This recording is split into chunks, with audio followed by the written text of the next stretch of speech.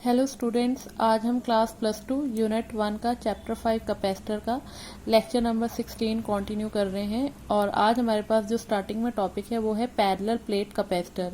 Capacitor जो है उसके बारे में हम 14-15 लेक्चर में पढ़ते हुए आ रहे हैं और ये आज इसका 16th लेक्चर है।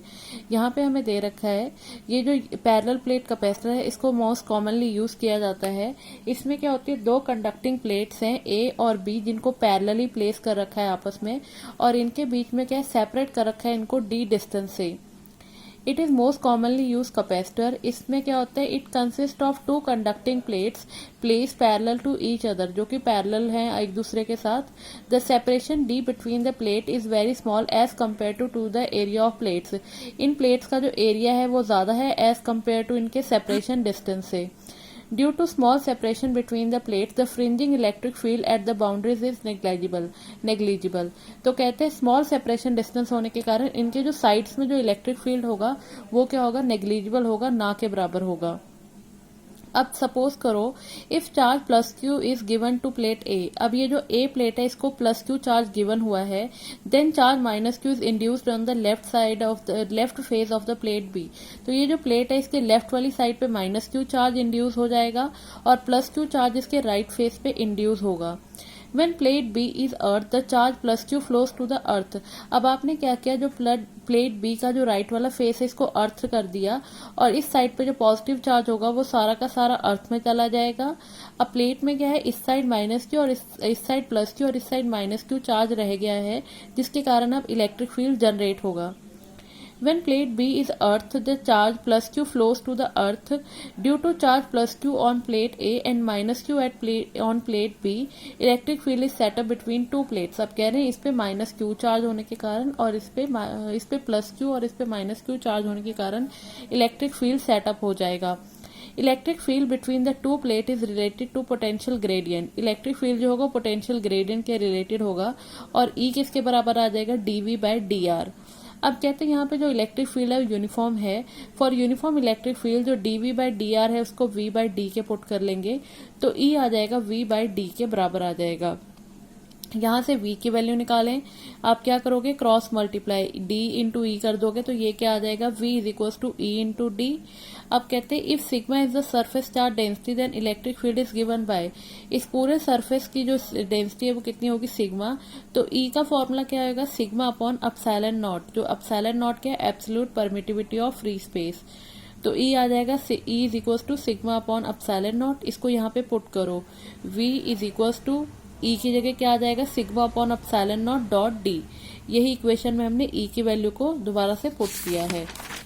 अब नेक्स्ट स्टेप क्या है, जब आपने पुट किया वहां पे, अगर कहते A जो है एरिया है हर एक प्लेट का, देन A क्या है, एरिया है, तो सिग्मा किसके बराबर आएगा, सरफेस चार्ज डेंसिटी किसके बराबर आता है, चार्ज अपॉन एरिया Q/A। अब उसकी वैल्यू पुट करो, V is equal to sigma की जगह Q upon A into D upon epsilon naught. ये ऑलरेडी था पीछे इक्वेशन में ही पुट किया है।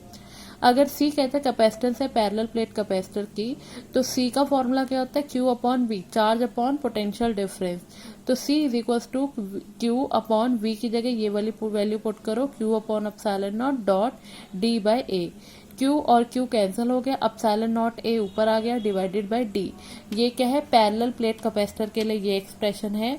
अब अगर आप सपोज करो ये जो पैरेलल प्लेट ऑफ कैपेसिटर इसको किसी डाई इलेक्ट्रिक में रखा गया है, effect of dielectric. Suppose that जो स्पेस थी दो प्लेट्स के बीच में, उसमें हमने क्या कर रखा है, उसको किसी डाई इलेक्ट्रिक मीडियम से फिल्ड कर रखा है और उस डाई इलेक्ट्रिक मीडियम की जो वैल्यू है वो है K। तो क्या होगा, E is equal to sigma upon epsilon naught K।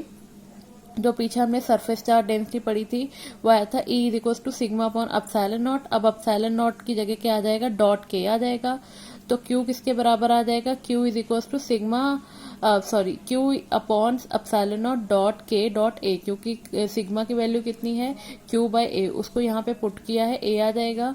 V की वैल्यू कितनी होती है, E/D, जो आपने एक्सप्रेशन के स्टार्टिंग में पढ़ा था। तो V is equal to E की वैल्यू ये वाली पुट करो, Q upon epsilon naught dot KA dot ये वाला D आ गया यहाँ पे। अब कैपेसिटेंस की वैल्यू क्या होती है, C is equal to Q/V। V की वैल्यू अगेन यहाँ पे पुट करो, Q और Q कैंसिल हो जाएगा, बचेगा क्या, D upon epsilon naught dot K dot A। ये ऊपर आ जाएगी वैल्यू और ये क्या आ जाएगा, फाइनल आपके पास ये एक्सप्रेशन आएगा। It gives the capacitance of parallel plate capacitor when the space between filled with dielectric medium constant K। ये एक्सप्रेशन तब आएगा जब प्लेट्स के बीच की जो जगह है उसमें क्या कर दिया जाएगा, उसको उसमें डाइलेक्ट्रिक मीडियम फिल किया जाएगा। तो उस केस में आपकी जो आंसर आएगा वो ये होगा। नेक्स्ट दिया हुआ है आपको capacitance of parallel plate capacitor when a dielectric slab partially filled with the space between the plates। अब प्लेट्स के बीच की जो स्पेस है वहां पे अगर आप कोई इस जगह को भर देते हो तब उस केस में क्या होता है, अब उसके लिए है ये। Consider a parallel plate capacitor having each plate of area A and separated by distance D। यहाँ पे क्या है, दो प्लेट्स हैं, ये पॉजिटिव और ये नेगेटिव, इन दोनों के बीच में क्या है, D डिस्टेंस पे इनको सेपरेट कर रखा है। When there is vacuum between the two plate, the capacitance of the plate is given by। जब यहाँ पे क्या थी, वैक्यूम थी, इधर खाली जगह थी, यहाँ पे वैक्यूम थी, उस केस में जो आपका एक्सप्रेशन था वो क्या आएगा, C naught is equal to epsilon naught dot A upon D। ये जो आपने पीछे किया है ना, जब स्पेस खाली होती है तब आता है epsilon naught dot A upon D। तो उस केस में ये एक्सप्रेशन आता है। Suppose that when the capacitor is connected to a battery electric field of strength E naught is produce. Suppose करो जब आपने इस कैपेसिटर को क्या किया, किसी बैटरी के साथ कनेक्ट किया तो इलेक्ट्रिक फील्ड स्ट्रेंथ जो है वो ई नॉट प्रोड्यूस होगी। फर्दर सपोज करो कि आपने क्या है, इस खाली जगह के बीच में एक डाई इलेक्ट्रिक स्लैब को इंट्रोड्यूस करवाया गया है between the two plate of capacitor. तो इलेक्ट्रिक फील्ड जो होगा वो क्या हो जाएगा, ई नॉट था स्टार्टिंग में, अब कह रहे हैं वो रिड्यूस होके ई हो जाएगा। और उसके बाद कह रहे हैं now between the two plate of the capacitor over a distance T. अब आपने क्या किया, ये डी डिस्टेंस पे क्या किया, एक ये टी इतनी जिसकी थिकनेस इतनी है उसको प्लेस कर दिया है। तो उसके बाद कह रहे हैं over the remaining distance D minus T the strength of electric field. और इस यहाँ वाली जो डिस्टेंस है, यहाँ पे जो स्ट्रेंथ है इलेक्ट्रिक फील्ड की वो ई नॉट हो गई है। और अगर V क्या है, पोटेंशियल डिफरेंस है, तो वो आएगा V is equal to E dot T plus E naught D minus T. E T क्या है, पहले होल का है, फिर उसके बाद ये खाली स्पेस का निकाल दिया, E naught minus E naught bracket D minus T. E naught by E किसके बराबर है, के के बराबर है, तो ई की वैल्यू कितनी आएगी, ई नॉट बाय के। इसको यहाँ पे पुट करो, ई की जगह आ जाएगा E naught by K dot T plus E naught D minus T. E naught को बाहर कॉमन ले लो, अंदर आ जाएगा D minus T plus T by K. E naught की वैल्यू क्या आएगी, sigma upon epsilon naught surface charge density, और सिग्मा की वैल्यू क्या होती है, क्यू बाय ए, तो वो आ जाएगा Q upon epsilon naught dot A. Next step में इन्होंने क्या किया है, v is equal to E की जगह वैल्यू पुट कर ली, q upon epsilon naught A, E naught की जगह q upon epsilon naught A D minus T plus T by K. अब कहते हैं capacitance of a parallel plate कैसे दिया जाता है, C का फॉर्मूला होता है Q बाय V। तो C is equal to Q upon Q by V की वैल्यू जो है वो ऊपर से यहाँ पे पुट कर दी है। फिर उसके बाद क्या है, Q और Q कैंसिल हो गया, E एप्सिलॉन नॉट A ऊपर आ गया, D minus T plus T by K नीचे रह गया। उसके बाद इन्होंने क्या है, इस इक्वेशन को नंबर 1 दे दिया है।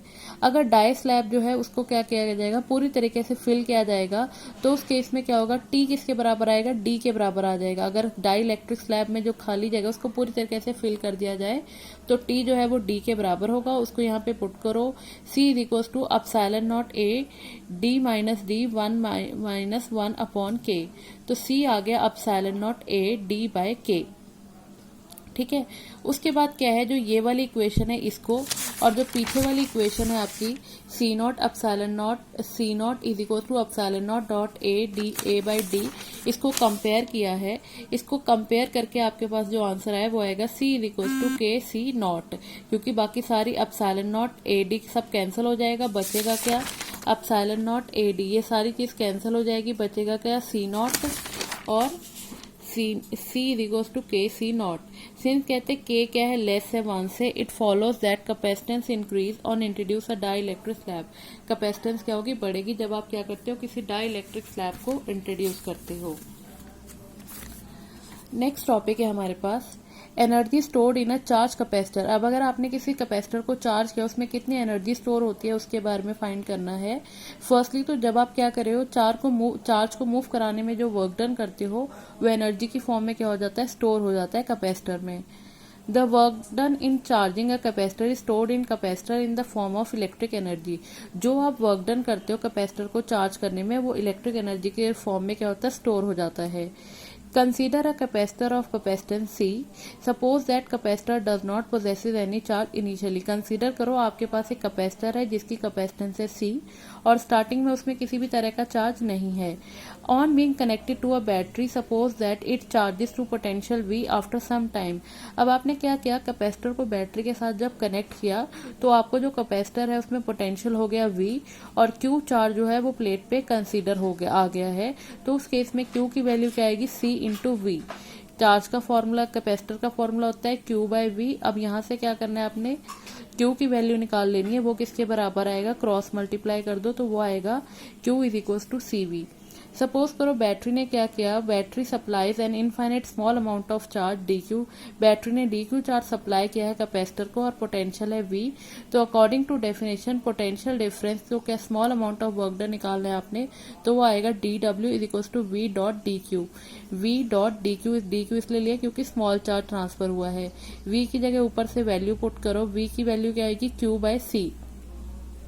यहाँ से अगर आप V की वैल्यू निकालो तो वो कितनी आएगी, Q बाय C. उसको पुट करो, V is equal to V की जगह Q by C dot DQ आ जाएगा. Therefore amount of work done in delivering charge Q to the capacitance is given by. अब कितना अमाउंट ऑफ वर्क डन हुआ, आप क्या करोगे, इसकी इंटीग्रेशन करोगे. DW का यहाँ पे आ जाएगा W इज इक्वल टू 0 से लेकर Q by C DQ. 1 by C बाहर आ जाएगा, 0 से लेकर Q डॉट DQ अंदर रह जाएगा. 1 बाय C इसकी जो इंटीग्रेशन करेंगे वो आएगा Q स्क्वायर बाय 2, 0 से लेकर Q तक. अब upper limit minus lower limit, तो दोनों को वैल्यूज को पुट किया तो यह है 1 by 2 dot Q square by C. उसके बाद बोल रहे हैं ये जो वर्क डन है ये क्या होगा, पोटेंशियल एनर्जी की फॉर्म में स्टोर हो जाएगा और इसको U से डिनोट कर देंगे. U is equal to half Q square by C. Substituting for Q is equal to CV. अब Q की जगह अगर आप CV पुट करो तो Q की जगह आ जाएगा CV का स्क्वायर बाय C. CV का स्क्वायर क्या आएगा, C स्क्वायर V स्क्वायर. इस C के साथ ये C स्क्वायर का एक C कट गया, बचा क्या, एक C डॉट V का स्क्वायर. अब C की जगह पुट कर दो Q by V. U is equal to half, C की जगह पुट कर दिया Q by V dot V square. इस V के साथ एक V कट गया, बचा क्या, U is equal to half dot Q into V. Therefore energy stored in capacitor is given by, उसके कौन कौन से फॉर्मूले हैं, U is equal to half Q square by C या फिर हाफ CV स्क्वायर या फिर हाफ Q डॉट V.